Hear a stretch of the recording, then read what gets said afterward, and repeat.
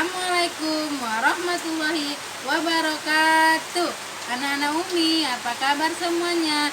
Sehat? Alhamdulillah. Luar biasa. Allahu Akbar. Yes, yes, yes. Yeah, how are you today? I'm fine. Kaifa haluk?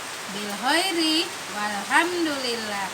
Ya anak Umi, mari sama-sama tetap kita ucapkan alhamdulillahirabbil alamin sebagai tanda kesyukuran kita kepada Allah Subhanahu wa taala yang mana masih memberikan kesehatan bagi kita semua sehingga kita masih bisa belajar. Ayo anak-anak Umi, kita belajarnya harus tetap semangat.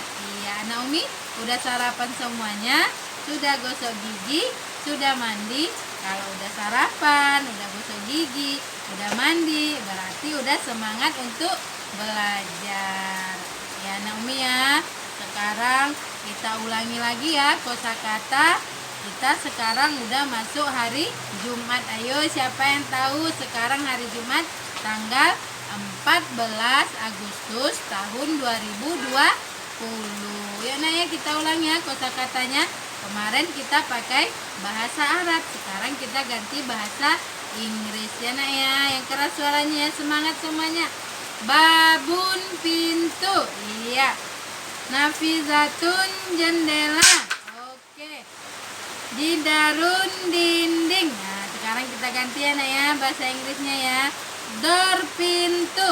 Iya. Terus nak sudah ada door. Iya, window, jendela. Oke, sudah ada jendela, ada dinding. Siapa tahu bahasa Inggrisnya? Wall, dinding. Nah, diingat ya nak ya. Jadi kosakata yang udah Umi sampaikan, yang sudah kita hafal bersama-sama harus diingat supaya nanti anak Umi banyak kosakatanya. Oke, anak-anak Umi. Anak Umi masih semangat untuk belajar. Iya, di sini nak. Umi masih mau menjelaskan atau masih bercerita tentang lingkunganku. Kemarin kan Umi sudah jelaskan dalam lingkunganku itu ada rumah.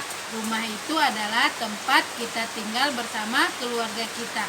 Di dalam rumah itu terdapat bagian-bagian rumah.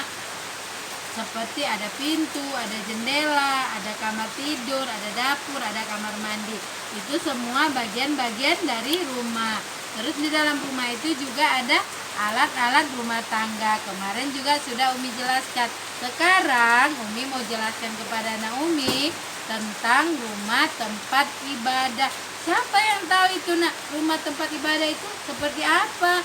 Iya, tempat beribadah itu contohnya kita umat Islam, rumah ibadah kita adalah masjid. Jadi nak di masjid itu kita beribadah seperti melakukan sholat berjamaah, membaca Al-Quran bersama-sama. Jadi itulah dia contoh dari rumah tempat ibadah.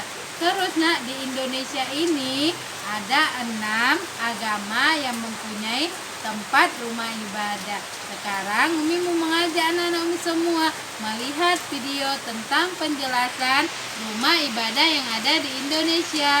Mari nak kita tonton bersama-sama videonya. Ayo kita kenali berbagai macam tempat ibadah.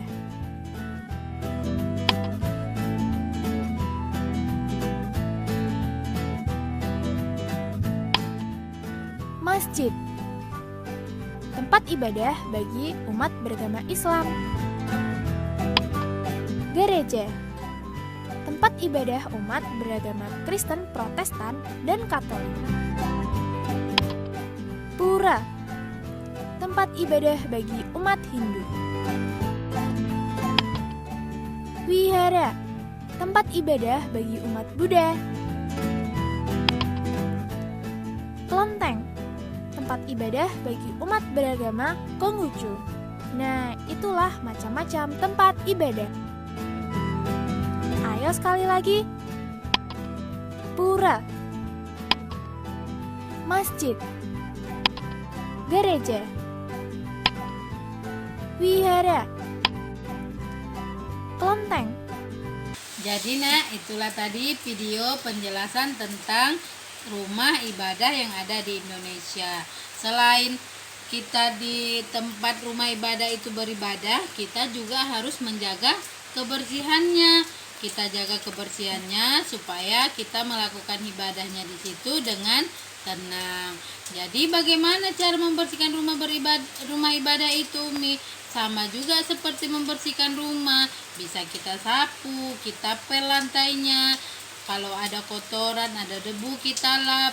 Halamannya yang banyak sampah berserakan, kita sapu. Jadi kalau tempat rumah ibadahnya itu bersih, kita beribadahnya dengan tenang. Terus kalau kita umat Islam ini juga dianjurkan melaksanakan sholat beribadah di masjid, sholat berjamaah di masjid, terutama bagi anak-anak Umi yang laki-laki ini. Jadi kalau anak yang laki-laki itu dianjurkan sholat ke masjid, tapi anak Umi kalau pergi ke masjid, sholat di masjid jangan mengganggu atau jangan ribut waktu melakukan sholat. Tapi anak Umi harus ikut sholat dengan tertib. Ya, sampai di sini anak-anak Umi penjelasan Umi. Sampai jumpa. Terima kasih. Assalamualaikum warahmatullahi wabarakatuh.